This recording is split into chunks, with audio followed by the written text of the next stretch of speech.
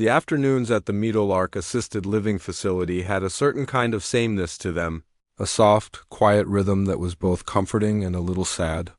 The air always carried a mix of smells, the faint, clean scent of disinfectant that never quite went away, the sweet aroma of the afternoon tea being prepared, and the heavier, floral perfume one of the residents insisted on wearing, a scent that seemed to cling to the upholstery like a memory. Sunlight would stream through the large windows, cutting across the worn carpet and illuminating the tiny dust motes that danced in the air like tiny, silent fairies dot in the middle of this quiet world. In a corner that seemed to be forgotten by time itself stood an old upright piano. It was a dark wood, once handsome and proud, but now its finish was cloudy and dull in the places where arms and hands hadn't rested for years.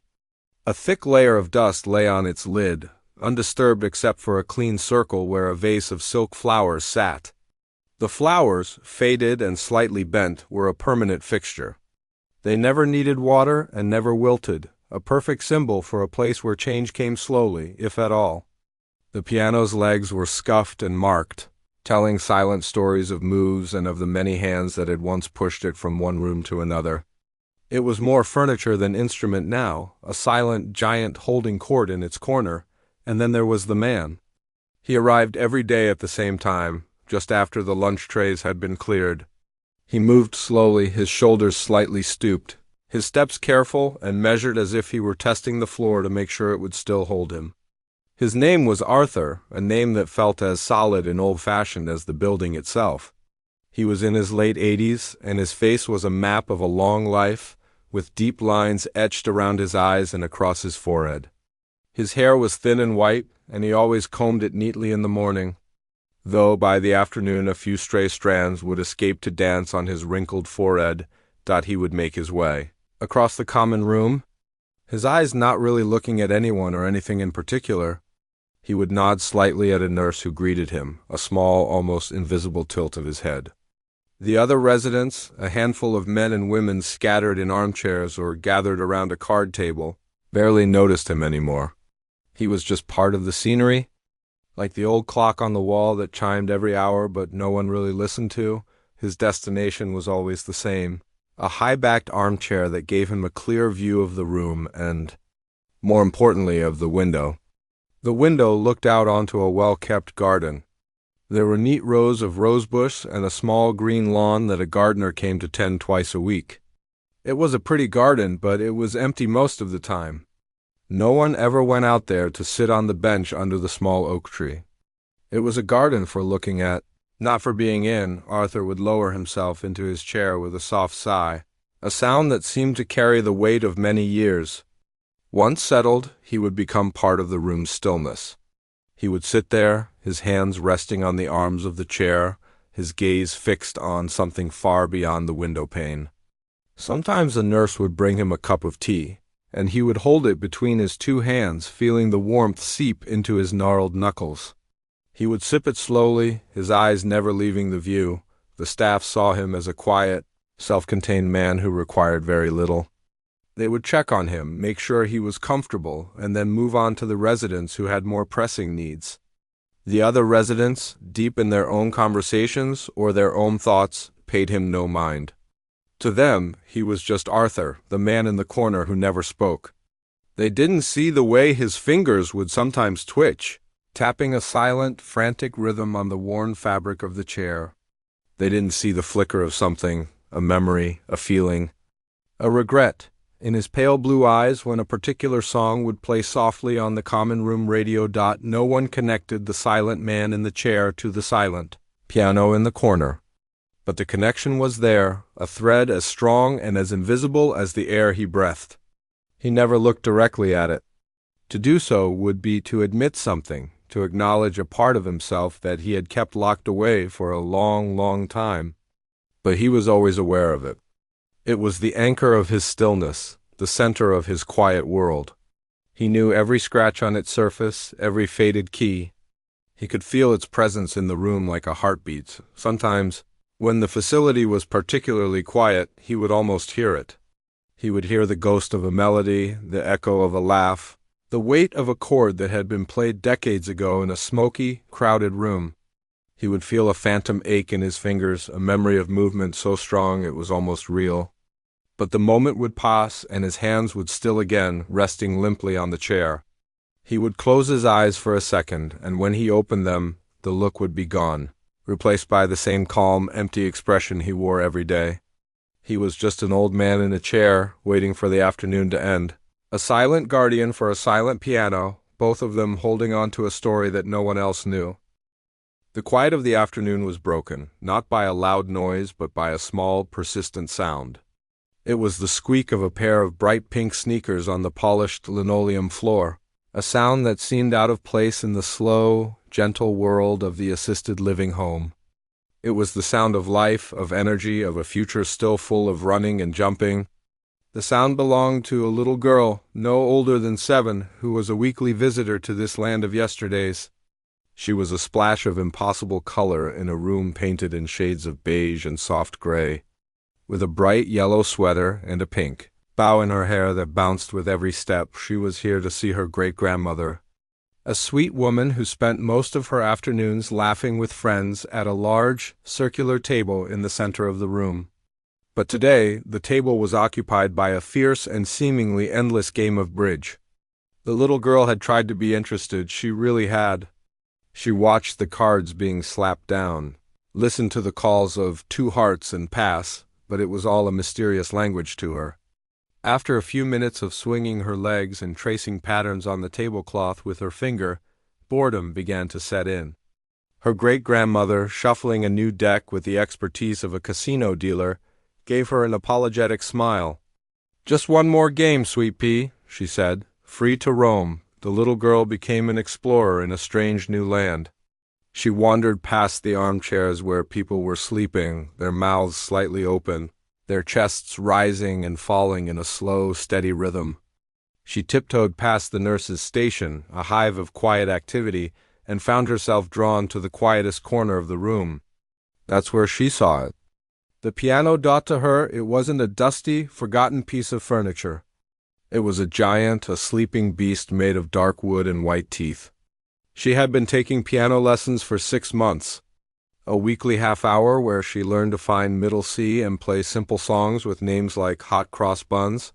This piano, she knew, was a real one, much bigger and more important than the electric keyboard she practiced on at home. She ran a small finger along its side, collecting a line of fine, gray dust on her fingertip. She wiped it on her jeans. Then her eyes fell on the old man sitting in his usual chair, staring out the window. She had seen him before, of course. He was a permanent fixture like the lamp or the clock. But she had never really looked at him. Today she did. He looked very still, like a statue of an old man. His face was full of lines, and his hands, resting on the arms of the chair, looked like the roots of an old tree, all gnarled and twisted. He seemed to be a million miles away, lost in the view of the empty garden. A child's sense of empathy, unfiltered and direct, told her he looked lonely. A bold idea, born of boredom and a simple desire to connect, began to form in her mind. Her teacher had told her that instruments get sad when they aren't played. They forget how to make music. This piano must be very sad, she thought. And maybe the man was sad too. Taking a deep breath, she marched across the small space that separated them. Her sneakers didn't squeak this time. She walked on her tiptoes as if approaching a shy animal. She stopped a few feet from his chair, not wanting to startle him. He didn't move. He didn't even seem to notice she was there. "Excuse me," she said. Her voice was small but clear, a single, pure note in the quiet hum of the room. The old man's head turned slowly, a creaky hinge on an old gate. His eyes, a pale, washed-out blue, focused on her. They were not unkind, just surprised, as if he'd been woken from a deep sleep. He raised a single, white eyebrow in a question. The little girl pointed a small finger toward the piano. "Can you play that?" she asked, her voice full of genuine curiosity. "My teacher says it's sad when a piano doesn't get played." A few of the residents who were awake and nearby heard her. A soft chuckle rippled through the room. It was an amusing, innocent interruption to the monotony of the day. The old man's face, however, hardened. The question was a tiny stone thrown into the still pond of his carefully constructed world, and the ripples were uncomfortable. He had built walls around that part of his life, high and thick, and this small child was trying to climb over them with a simple question. "I don't play," he grumbled. His voice was rusty, as if he hadn't used it much that day or that week. It was a dismissal. He turned his head back toward the window, a clear signal that the conversation was over. He hoped she would take the hint and go back to her great-grandmother, but the little girl was not so easily deterred. She was a master of the simple, direct approach. She saw not a gruff old man, but a puzzle. He was sitting here every day, right next to the piano. In her 7-year-old logic, that meant he must be connected to it. She walked over to the piano bench, a little wooden stool that was just the right height for her. She climbed up, her legs dangling high above the floor. She looked at the keys, white and black, waiting. She carefully placed her right hand on the keys, her small fingers covering only a few notes. With the focus of a surgeon, she tapped out a simple C major scale, do, re, mi, fa, sol, la, to, do. The notes were a little hesitant and one of them was slightly flat, but they were clean and clear in the quiet room. It was a small offering, a gift of the music she knew. She turned back to him, her eyes wide and hopeful. "Please?" she asked, her voice softer this time, more like a plea. "Just one song. It's for my grandma. She loves La Vie en Rose." The name of the song hung in the air between them, a fragile, beautiful thing. It was a simple request, but for the old man it was a key turning in a lock he had long forgotten. His entire body went rigid. The lines on his face seemed to deepen, his shoulders tensing beneath his worn sweater. He didn't look at the little girl. He stared at his own hands, still resting on the arms of the chair. They were old hands, spotted with age and trembling slightly with a palsy he couldn't control. They were a stranger's hands, weak and useless. They were not the hands of a musician. Not anymore. The name of the song echoed in the quiet chambers of his mind. La Vie en Rose, it wasn't just a song.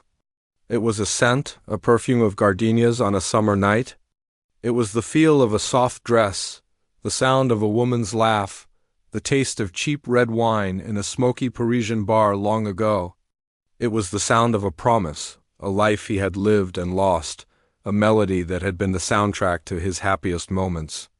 He had played it 1,000 times, on stages big and small, for crowds and for one special person listening in the front row. Hearing its name spoken by this child in this quiet room was like hearing a ghost whisper his own name. The little girl sat patiently on the bench, her small legs swinging, her eyes fixed on him. She wasn't demanding or impatient. She was just waiting, her hope a bright, unwavering light. The entire common room had fallen silent. The card game had stopped. The players and even the nurses at their station were all watching, holding their breath. They all knew the old man, the silent man in the corner. None of them had ever heard him say more than 2 words together. And now this tiny child was coaxing something out of him, something none of them knew was there. The simple request had become a monumental moment, a quiet battle being fought in the old man's soul between the past and the present, between the man he was and the man he had become. The name of the song didn't just hang in the air. It landed on him with the physical weight of a stone dropped into a still pond. The ripples spread out from the center of his chest, a shockwave that traveled down his arms and into his hands, which were suddenly gripping the arms of his chair so tightly his knuckles turned white. La Vie en Rose, it wasn't a name. It was a key that turned a lock inside him he had sworn was rusted shut forever. A door he had barricaded decades ago was now creaking open, just a crack, and a flood of light and memory was pouring through. For a moment the faded, quiet common room dissolved. The smell of lavender and disinfectant was replaced by the thick, sweet scent of cigarette smoke and cheap perfume. The low murmur of the television became the clinking of glasses and the loud, happy chatter of a crowded bar, a lifetime ago in a city across the ocean. He saw it all in a dizzying flash. He saw himself, not as a stooped old man with trembling hands, but as a young man with a confident smile and hair that wouldn't stay in place. He was sitting at a sleek, black grand piano, his fingers flying over the keys, the music flowing out of him like a river. And in the front row, there she was. Her face, framed by dark curls, turned up to him, her eyes shining. She was smiling, and in her eyes he could see it. She was seeing life through rose-colored glasses, all because of the song he was playing for her. The memory was so real, so visceral, he could almost feel the warmth of the stage lights on his face. Then, just as quickly, it was gone. He was back in the worn armchair, in the quiet room that smelled of old age. The ghost of the music faded, replaced by the deafening silence of the present. His gaze dropped to his hands, still clenched on the chair. These were not the hands from the memory. These were old man's hands. The skin was thin and paper-like, spotted with brown patches that seemed to multiply every year. The joints were swollen and stiff, protesting every small movement. And the tremor, that constant, betraying tremor that made holding a teacup a delicate operation. How could these hands, these gnarled, unsteady roots of an old tree, ever hope to create something beautiful again? They were a mockery of the musician he once was. They were the proof that time had won. A wave of something cold and sharp washed over him. It was fear. A deep, primal fear of being seen as a fraud. He couldn't play. Not anymore. To try would be to fail. He would fumble the notes, the melody would be broken and halting, and the magic of the memory would be tarnished, ruined. It would be an insult to the song and an insult to the memory of the woman for whom he had first played it. It was better to leave the door closed. Better to let the piano remain silent. Better to be the quiet man in the corner than the old fool, who tried to relive his glory days and stumbled. He could feel the eyes of the room on him. It wasn't a hostile stare. It was a collective, gentle gaze of curiosity. The bridge players had put their cards down. A nurse who had been quietly filing charts near the doorway was standing perfectly still. Even the residents who were usually half asleep were watching, their heads turned in his direction. The silence had become a physical presence, heavy and expectant. It pressed down on his shoulders, urging him forward, and then there was the little girl. She was still sitting on the piano bench, her small legs dangling, her eyes fixed on him with a patience that seemed far beyond her 7 years. She wasn't demanding. She wasn't judging. She was just waiting. In her eyes, there was no doubt, only a pure, simple hope. She saw a man next to a piano, and in her world, that meant he could make music. She hadn't built up the walls of fear and regret that surrounded him. To her, it was the most natural thing in the world. She had asked for a simple gift, a song for her great-grandmother, and she truly believed he could give it. He looked from her hopeful face back to his own trembling hands. The war inside him was fierce. The voice of fear was loud, screaming at him to stay put, to protect what was left of his dignity. But another voice, a quieter one, a voice that sounded a lot like the young man in the memory, was whispering, "Just try." For her, for the memory. Just try. With a breath that felt like it was dragging the weight of 20 years of silence with it, he made a decision. It wasn't a grand, dramatic choice. It was a quiet, internal surrender. He let go of the arms of the chair. His fingers uncurled, slowly, painfully. He pushed himself forward, his body groaning in protest. The effort of standing was immense. His knees ached, his back screamed, and for a terrifying moment he thought his legs wouldn't hold him. He swayed slightly, finding his balance like a newborn foal taking its first steps.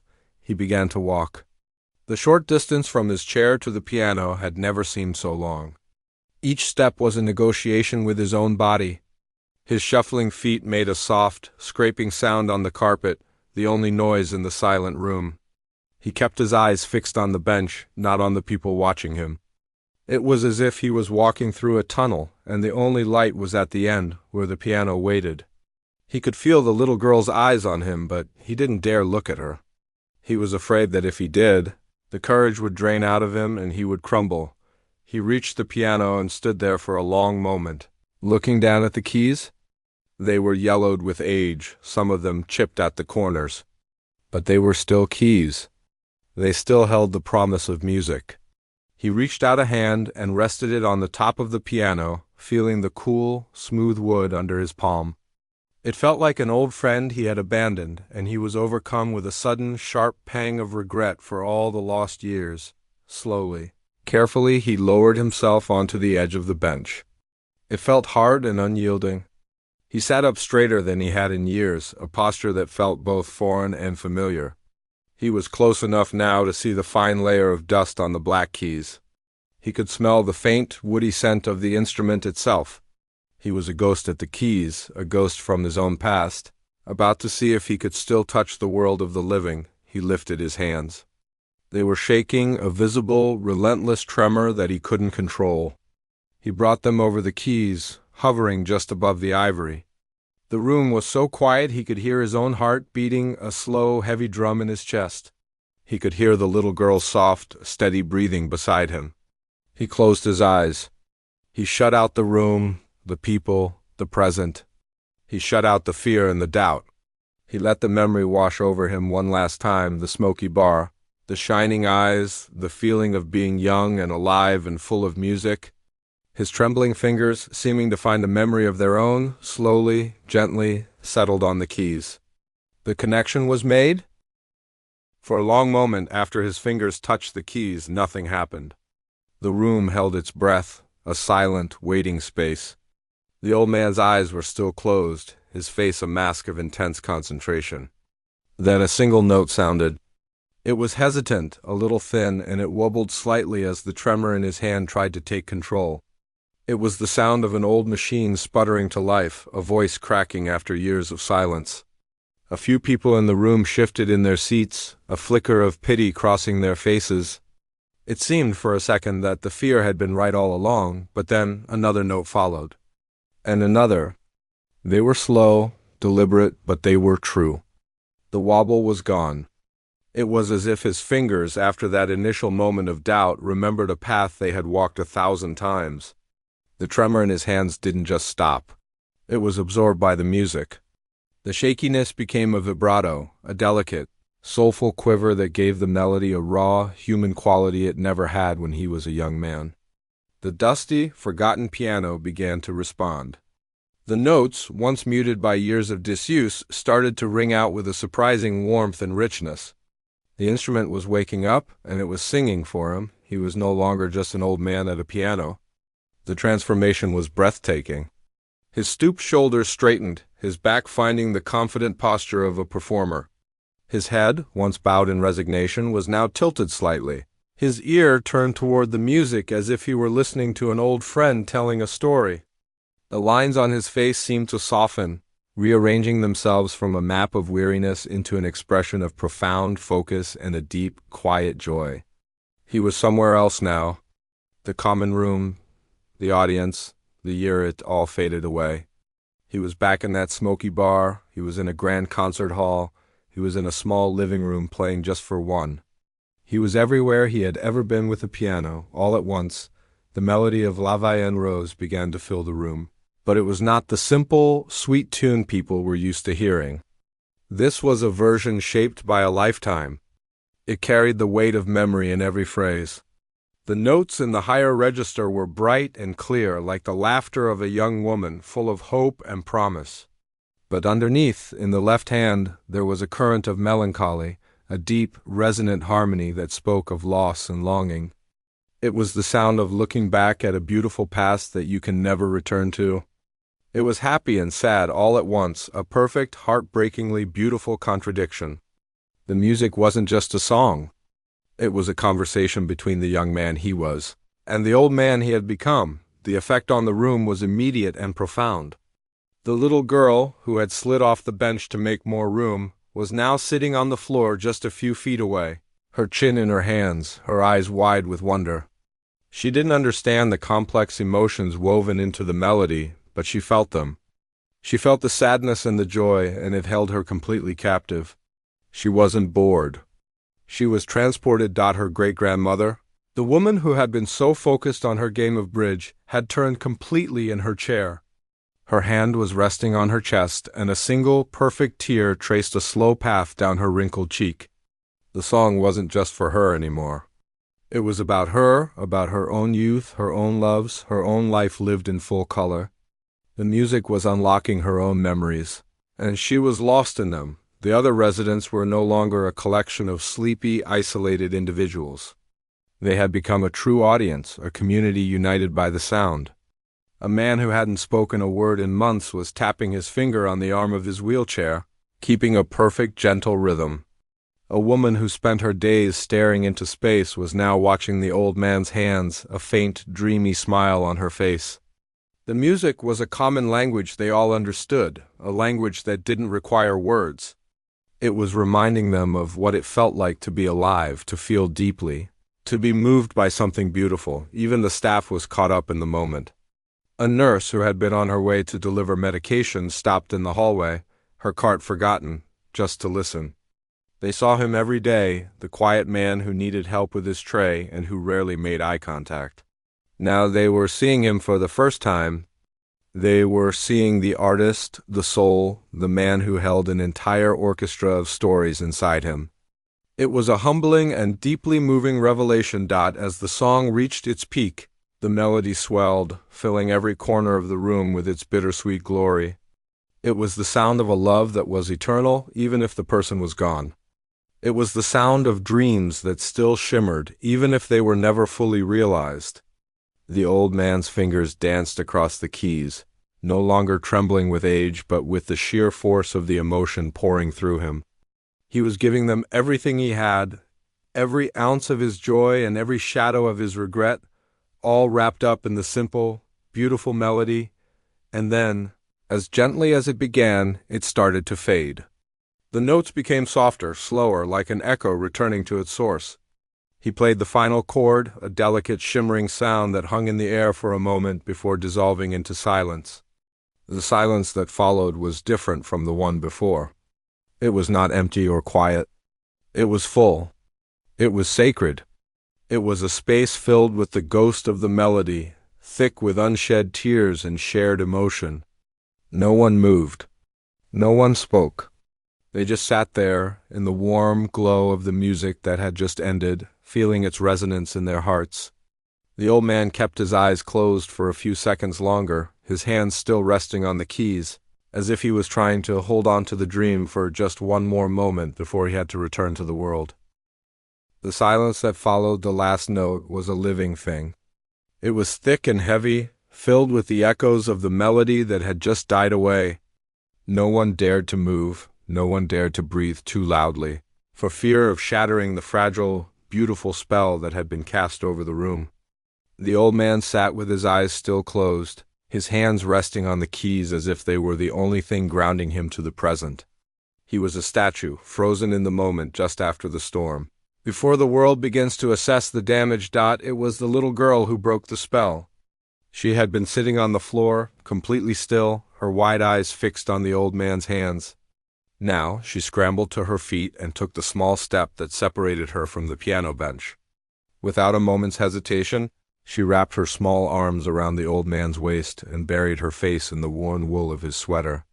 The hug was not gentle. It was a fierce, full-body squeeze, the kind of hug only a child can give. A hug that says everything without using a single word. "Thank you," she whispered, her voice muffled by the fabric. That was the most beautiful song I ever heard. The feeling of the small body pressed against his was a shock to his system. It was a physical anchor, pulling him out of the deep ocean of his memories and back into the sunlit room. For a second, his entire body went rigid, unaccustomed to such a direct, unguarded display of affection. But then something inside him broke. A warmth spread through his chest, a warmth that had nothing to do with the afternoon sun. He slowly, carefully raised one of his gnarled hands and rested it on the little girl's back. He could feel the small, steady beat of her heart against his side. It was the most real thing he had felt in years. Her simple, heartfelt "thank you" was the catalyst. As if on cue, a single person in the room began to clap. It was the great-grandmother, her face still wet with tears, a look of pure, radiant joy on her face. Her clapping was slow and deliberate at first, a sign of deep respect. Then another person joined in. And another. Soon, The entire room was filled with the sound of applause. It wasn't the loud, boisterous clapping of a concert hall. It was softer, more fragile, the sound of many pairs of wrinkled, tentative hands coming together. It was the sound of gratitude, of shared emotion, of a community witnessing something truly special. The old man opened his eyes. He looked out at the room, not as a performer taking a bow, but as a man waking from a dream. He saw the faces of the other residents, and for the first time, he really saw them. He saw the tears, the smiles, the looks of wonder on faces that were usually blank or lost in thought. He saw the nurses standing in the doorway, their own expressions a mixture of surprise and deep emotion. He was not an island anymore. In that moment, he was the center of their world, and they were the center of his. A faint, shy smile touched his lips, a fragile, uncertain thing, but it was there. He gave a small, almost imperceptible nod, not of arrogance, but of acknowledgement. A shared moment of humanity. The little girl released her grip and stepped back, looking up at him with a bright, proud smile. Her great-grandmother walked over, her steps slow but purposeful. She didn't say anything at first. She just reached out and placed her hand gently on the old man's shoulder. A gesture of profound understanding that passed between two people who had both seen a lifetime of joys and sorrows. "She was right," the older woman said softly, her voice thick with emotion. "It is sad when a piano doesn't get played. Thank you for making it sing again." He just nodded, unable to find the words. What could he possibly say? That the music had been for a woman he had loved and lost? That he had been just as much a prisoner of that silence as the piano had been? The words were too big, too messy. The music had said it all. When the afternoon began to fade and the aides started to help residents back to their rooms for dinner, the old man slowly rose from the piano bench. His body felt heavier now, the effort of the performance catching up with him, but his spirit felt lighter than it had in decades. He walked back to his armchair, but he didn't sit down. He just picked up the book he always left there and headed for the quiet of his own room. As he passed the piano, he let his fingers trail along its smooth wooden top. It was no longer just a piece of furniture. It was a living thing, a part of him he had just rediscovered. That night, lying in the quiet darkness of his small room, the silence felt different. It was no longer a comfortable blanket, but an empty space. The music was still playing in his head, a ghost of a melody that refused to fade away. He looked at his hands in the dim light from the hallway. They were still old, still spotted, still trembling slightly when he held them up. But they didn't look useless anymore. They looked like they had a story to tell, a story they had finally been allowed to speak. The next day, he arrived in the common room after lunch, just as he always did. But this time, he didn't go to his armchair by the window. He walked directly to the piano. A few of the residents noticed, and a quiet anticipation fell over the room. Someone had already been there. The vase of silk flowers had been moved to a small side table, and a soft cloth had been used to wipe the thick layer of dust from the keys, leaving them clean and white. He sat down on the bench, his back straight, and without a moment's hesitation, he placed his fingers on the keys. He didn't play La Vie en Rose. Instead, he played a light, jazzy tune, something with a bouncing rhythm and a cheerful melody that made people want to tap their feet. It wasn't as full of the deep, heartbreaking emotion of yesterday's performance, but it was filled with a new, quiet joy. It was the sound of a man who had found his voice again and was simply happy to be able to speak. From that day on, the piano was no longer silent. Every afternoon the old man would play. Sometimes he played the old classics, sometimes he played show tunes that had the residents humming along. The common room transformed. The dusty corner had become the heart of the facility. People would gather not out of obligation, but to listen. They would start to talk to him, not just to ask for a song, but to share a memory that the music had brought to the surface. He was still a man of few words, but he was no longer an island of silence. His music spoke for him, and it spoke of a life fully lived. The simple request from a little girl hadn't just produced one extraordinary performance. It had unlocked a part of him that he thought was gone forever. It had returned a man's music to him, and in doing so had given an entire community a song to share. The old man, the piano, and the little girl with the simple request had created a melody that would continue to play quietly in the heart of the meadowlark for a long, long time,